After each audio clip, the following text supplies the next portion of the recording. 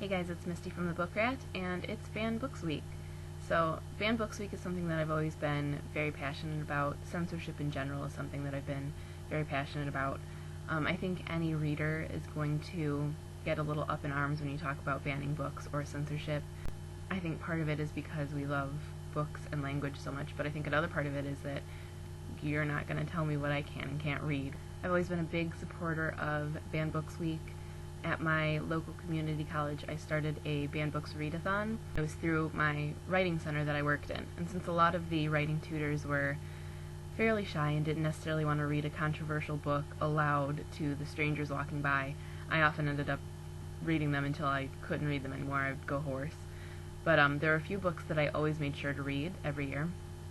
One was Untango Makes 3, which is a children's nonfiction book that has been banned every single year since its publication, and it's adorable. And the other is one of my favorite banned books, and it didn't make the list this past year, but it's The Perks of Being a Wallflower. If you've never read it, please do. It gives me chills. It's such an incredible book. I am planning to do a few videos this week, so I will tell you more about why I choose Perks of Being a Wallflower in my next video.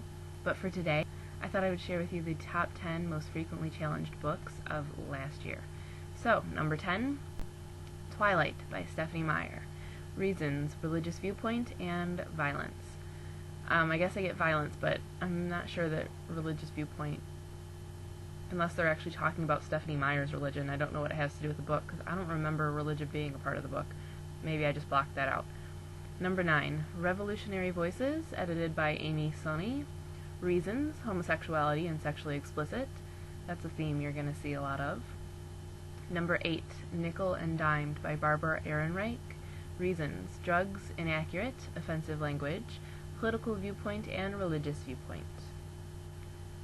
Number 7, What My Mother Doesn't Know by Sonia Sones. Reasons: sexism, sexually explicit, and unsuited to age group. You know, I've heard really good things about that book. I've been meaning to pick it up. Now I think I will. Number 6, Lush by Natasha Friend. Reasons: drugs, offensive language, sexually explicit, and unsuited to age group. Heard good things about that one too. Number 5, The Hunger Games by Suzanne Collins. Reasons: sexually explicit, unsuited to age group, and violence. Sexually explicit? Did they read the book I did? Number 4, Crank by Ellen Hopkins.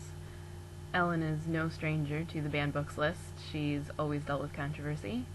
The reasons this time: drugs, offensive language, and sexually explicit. Remember that theme I said? Number 3, an oldie but a goodie, Brave New World by Aldous Huxley. Reasons: insensitivity, I love that one, offensive language, racism, and sexually explicit. Number 2, The Absolutely True Diary of a Part-Time Indian by Sherman Alexie. Reasons: offensive language, racism, sex education, because you wouldn't want that, sexually explicit, unsuited to age group, and violence. And if you've never read The Absolutely True Diary of a Part-Time Indian, I would suggest you do that immediately. It's amazing. And number 1, again, Untango Makes 3 by Peter Parnell and Justin Richardson. Reasons: homosexuality, religious viewpoint, and unsuited to age group.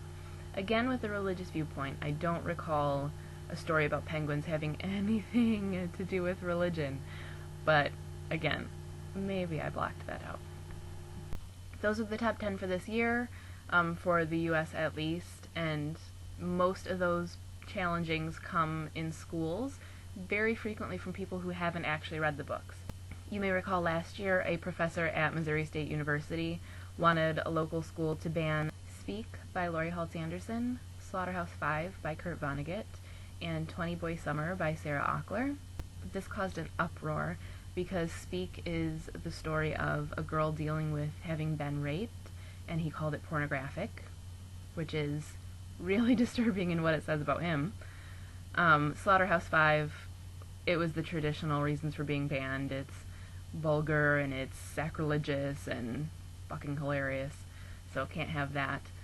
And 20 Boy Summer, I believe he wanted banned because it depicted teenagers doing things that teenagers do. I don't really know. Aside from Speak, the school board did cave and voted to ban Slaughterhouse-5 and 20 Boy Summer. They recently reversed that decision by putting Slaughterhouse-5 and 20 Boy Summer back in the schools in a restricted section under lock and key that is only accessible to adults.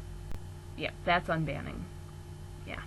Last year I gave away a copy of Speak and Slaughterhouse-5, and this year I'm going to give away a copy of 20 Boy Summer. So there's a link below if you want to come win it. You've still got a few days, and read banned books.